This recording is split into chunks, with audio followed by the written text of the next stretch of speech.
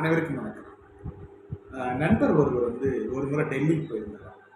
அங்கே டெல்லியில் ஒரு தேநீர் கடையில் காஷ்மீர் பிரச்சனை தீரும் வரை இங்கு யாருக்கும் கடன் கிடையாது அப்படின்னு எழுதி போட்டிருந்தாங்க. அந்த ஒரு வார்த்தை அவர் ரொம்ப மனசை பாதிச்சிச்சு அப்படின்னு நினச்சிட்டு பாதிச்சிருக்கு. அப்புறம் அவர் அங்கேருந்து ட்ரெயினில் கிளம்பி மீண்டும் தன்னுடைய சொந்த ஊரான தஞ்சாவூர் வந்தார். தஞ்சாவூருக்கு வந்தோடனே அவர் சின்ன ஒரு ஹோட்டல் நடத்திட்டு அந்த ஹோட்டலில் இவர் எழுதி போட்டாருன்னா, காவிரி பிரச்சனை தீரும் வரை இங்கு யாருக்கும் கடன் இல்லை என்று அப்படின்னு இவர் எழுதி போட்டிருக்காரு. அதாவது என்னன்னா, நாட்டில் தீராத பிரச்சனைகள் எவ்வளோ இருந்தாலும் அதை பற்றிலாம் கவலைப்படாமல் அந்த பிரச்சனையை தனக்கு எப்படி சாதகமாக மாற்றிக்கலாம் அப்படின்னு நிறைய பேர் யோசிச்சுட்டு இருக்காங்க. அவங்களுக்கு 1008 பிரச்சனை அதெல்லாம் பார்த்துட்டு முடியும்.